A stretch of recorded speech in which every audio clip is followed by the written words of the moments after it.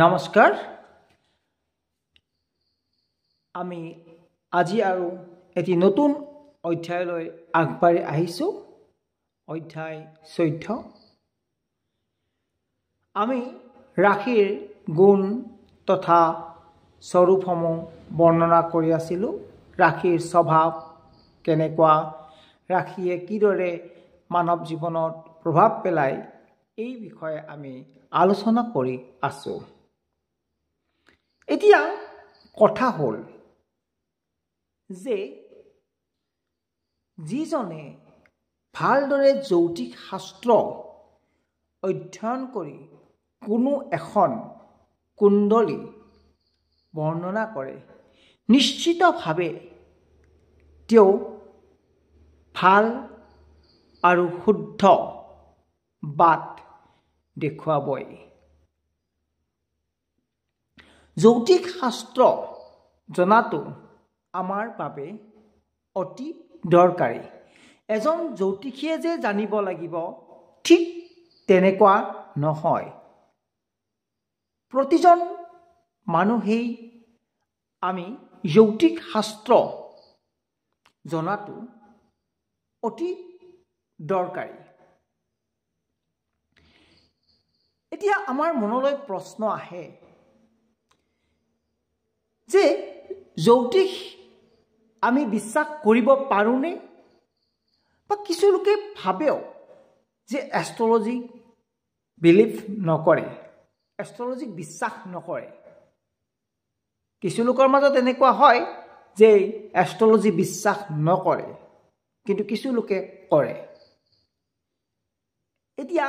কথা হ'ল যে তেওঁলোকে বিশ্বাস কিয় নকৰে আৰু তেওঁলোকৰ মাজত কেনেকৈ আপুনি বিশ্বাস দিব তাৰ বাবে লাগিব এজন ভাল জ্যোতিষী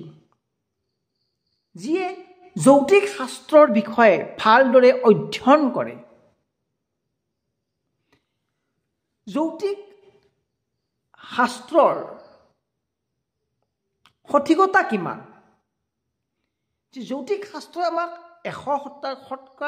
100% আমাক দিব পাৰিবনে সঠিক উত্তৰ হয় নিশ্চিতভাৱে পাৰিব যদিহে জ্যোতিষীজনে ভালদৰে জ্যোতিষ শাস্ত্ৰ অধ্যয়ন কৰে অৰ্থাৎ তেওঁৰ অন্তৰৰ পৰা তেওঁৰ মনৰ ভাৱৰ পৰা প্ৰকাশ নকৰি জ্যোতিষ শাস্ত্ৰই কি কয় এই কথাখিনি যদি ভালদৰে তেওঁ বৰ্ণনা কৰে তেতিয়া নিশ্চিতভাৱে কোনো এজন লোকৰ কুণ্ডলী চাই তেওঁ শুদ্ধ বাট দেখুৱাই দিব পাৰিব এয়াই হৈছে জ্যোতিষ শাস্ত্ৰ বাৰু যি নহওক আজি আমি অধ্যায় 14ত আলোচনা কৰিব ওলাইছো ত্ৰিদোষ যে ত্ৰিদোষনো কি যে বাত পিত্ত কফ বাত পিত্ত আৰু কফ ত্ৰি মানে তিনি অৰ্থাৎ তিনিটা দোষ বাত পিত্ত আৰু কফ আৰু মই শেষত লিখিছো ত্ৰিদোষ অৰ্থাৎ যিটো তিনিওটা গুণ থাকিব তাক ক'ব ত্ৰিদোষ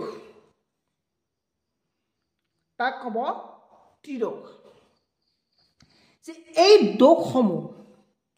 ৰাশিৰ ওপৰত প্ৰভাৱ পৰে কিন্তু কেনেকৈ পৰে আৰু কিয় পৰে এই বিষয়ে আমি ভালদৰে জানিব লাগিব যে যেতিয়া আমাৰ দেহত ৰোগ হয় বেমাৰ আজাৰ হয় তেতিয়া আমি চিকিৎসকৰ ওচৰলৈ যাওঁ চিকিৎসকজনে এখন প্ৰেছক্ৰাইব কৰি দিয়ে কেইটামান ঔষধ লিখি দিয়ে আৰু কয় যে আপুনি এসপ্তাহ পিছত আহিব আৰু ভাল পালেনে চাব পাৰিব বা গম পাব অৰ্থাৎ মানুহ চিকিৎসকজনে তেওঁক চাই এসপ্তাহৰ ভিতৰত যেতিয়াও সেই ঔষধকেইটা সেই ঔষধকেইটা প্ৰয়োগ কৰি ভাল পাইছেনে নাই। গতিকে চিকিৎসকেও এটা কথাত বিশ্বাস কৰে বা চিকিৎসকেও জানে যে কি তিনিটা কাৰণতে মানুহৰ বেমাৰ হ'ব পাৰে। কিয়নো মানৱ শৰীৰ হৈছে প্ৰকৃতিৰ শৰীৰ আৰু এই তিনিটা কাৰণতে মানুহৰ দেহত বেমাৰ আজাৰ হয়, বাত, পিত্ত আৰু কফ। আৰু এই তিনিটা কাৰণৰ ভিতৰতেই নানান ধৰণৰ বেমাৰ হয়, নানান ধৰণৰ বেমাৰ আজাৰ হয় আৰু নানান ধৰণৰ বেমাৰ আজাৰ অনুসৰি নানান ধৰণৰ ঔষধ পাতি আছে। আনকি আয়ুৰ্বেদিক শাস্ত্ৰয়ো এই তিনিটাৰ কাৰণতেই উল্লেখ কৰে। এতিয়া বাত, পিত্ত, কফ। বাতক আমি বায়ু বুলিও ক'ব পাৰোঁ, বাতক আমি বায়ু বুলিও ক'ব পাৰোঁ। যে কি এই বাত দোষটো কেনেকৈ সৃষ্টি হৈছে আমি জানিব লাগিব। যে বায়ু আৰু আকাশ, বায়ু আৰু আকাশ লগ লাগি সৃষ্টি হৈছে বাত অৰ্থাৎ বায়ু। এই দোষে মানৱ শৰীৰত বায়ু বুলি ক'লে কেনেকৈ হ'ব আমাৰ যে দেহৰ ভিতৰত কি কৰে শ্বসনজাতীয় ৰোগৰ সৃষ্টি কৰে, লগতে গেছ বঢ়ায়। পিত্ত, পিত্ত হৈছে আপোনাৰ কি অগ্নি আৰু জল।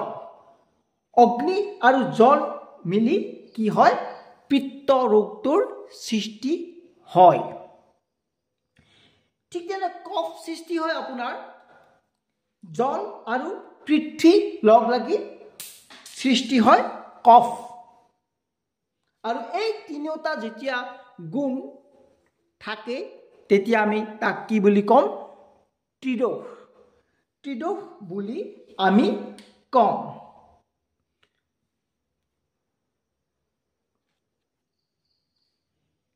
এতিয়া পিত্ত 1, 5 আৰু 9, 1, 5 আৰু 9 এই তিনিটা গ্ৰহত এই তিনিটা ৰাশিত পিত্ত ৰোগ হোৱা দেখা যায়। ঠিক তেনেদৰে বাত 2, 6, 10, 2, 6 আৰু 10 এই তিনিটাৰ ক্ষেত্ৰত কি দেখা যায় বাত ৰোগ হোৱা দেখা যায়। আৰু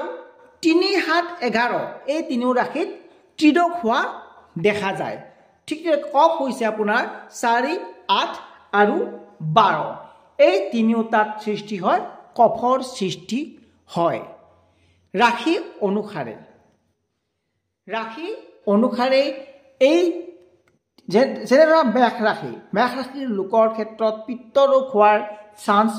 বহুখিনি বেছি থাকে। ঠিক তেনেদৰে বৃষ ৰাশি বাত বায়ুজনিত ৰোগৰ তেওঁ ভুগিব পাৰে। ত্ৰিদোষ বুলি ক'লে তেওঁৰ গাত পিত্ত, বায়ু আৰু কফ তিনিওটা ৰোগৰ ফলত সৃষ্টি হোৱা বেমাৰ আজাৰ হ'ব পাৰে। আৰু কফ হৈছে 4 অৰ্থাৎ কৰ্কট,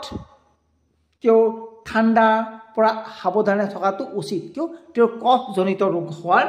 যথেষ্টখিনি চান্স আছে। এতিয়া আপোনাৰ হয়তো মনত আছে যে আমি আগৰ অধ্যায়ত আলোচনা কৰিছিলোঁ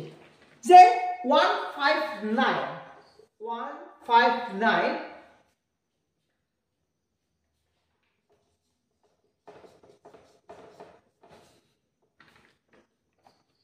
অৰ্থাৎ 1, 5 আৰু 9 ৰাশিসমূহ আমাৰ কি আছিলে অগ্নি ৰাশি। অৰ্থাৎ আমি ক'ব পাৰোঁ যে অগ্নি ৰাশিসমূহ আপোনাৰ পিত্ত ৰাশি হ'ব। অগ্নিৰ গুণসমূহ পিত্তত আছে। ঠিক তেনেদৰে বাত পৃথ্বী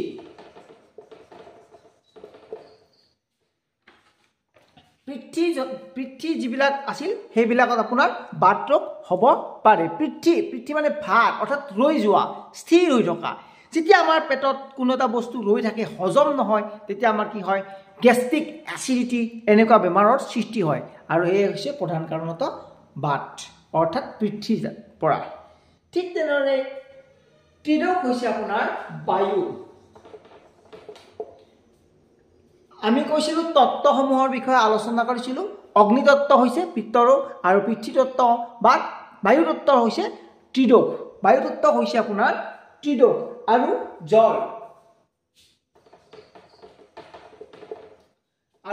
জল তত্ত্ব হৈছে আপোনাৰ কফ গতিকে কফ তত্ত্বৰ লোকসকল অতি সাৱধানে থকাটো উচিত তেওঁলোকে ঠাণ্ডা বেছি নোখোৱাটোৱে শ্ৰেয় হ'ব বুলি মই ভাবো বাৰু যি কি নহওক আমি এইখিনিত শিকিলো পিত্ত বাত ত্ৰিদোষ আৰু কফৰ বিষয়ে আৰু এই পিত্ত বাত আৰু কফ এইকেইটা যদি আমাৰ সন্তুলনত থাকে ভালদৰে থাকে আমাৰ তেতিয়া দেহত কোনো বেমাৰ আজাৰ নহয় যদি তাৰে কোনো এটা বাঢ়ি যায় তেতিয়া আমাৰ দেহত বেমাৰ আজাৰৰ সৃষ্টি হয় আৰু তেতিয়া আমি ডক্টৰৰ ওচৰলৈ যাওঁ এতিয়া চিকিৎসকজনেও এই কেইটাৰ আধাৰতে ঔষধ দিয়ে গতিকে যৌতিক শাস্ত্ৰ আৰু চিকিৎসা শাস্ত্ৰৰ বহুখিনি মিল আছে সেয়ে আমি পিছলৈ শিকিব পাৰিম মেডিকেল এষ্ট্ৰলজিৰ বিষয়ে বাৰু যি নহওক ত্ৰিদোষসমূহ আমি সন্তুলন কৰি ৰাখিব পাৰোঁনে হয় নিশ্চিতভাৱে আমি পাৰোঁ আমি ৰেগুলাৰ এক্সাৰচাইজ কৰিব লাগিব প্ৰাণায়াম কৰিব লাগিব কপালভাতি কৰিব লাগিব অনুলোম বিলোম কৰিব লাগিব আৰু সুষম আহাৰ এইকেইটা যদি আমি ভালদৰে কৰি থাকোঁ তেতিয়া আমাৰ এইকেইটা গুণ আমাৰ সন্তুলন হৈ থাকে যেতিয়া সন্তুলন নষ্ট হৈ যায় তেতিয়া আমাৰ দেহত বেমাৰ আজাৰ হয় বাৰু যি নহওক আজিৰ অধ্যায়ত আমি আলোচনা কৰিলোঁ ৰাশিৰ গুণস্বৰূপ বিষয় পিত্ত বাত কফ ত্ৰিদোষৰ বিষয়ে আমি আলোচনা কৰিলোঁ এনেকৈ এষ্ট্ৰলজ শ্ৰীৰাম চেনেলটোৱে যৌতিক চৰ্চা কৰি থাকিব আৰু আমি আশা কৰোঁ যে আপোনালোকেও এই চেনেলটোৰ সৈতে জড়িত হৈ থাকিব আৰু আপোনালোকৰ এটি বহুমূলীয়া কমেণ্টেৰে এই চেনেলটো আগবাঢ়ি যাব বুলি মই আশা কৰোঁ আপোনালোকৰ অনাগত দিনসমূহ শুভ হওক তাৰেই কামনাৰেই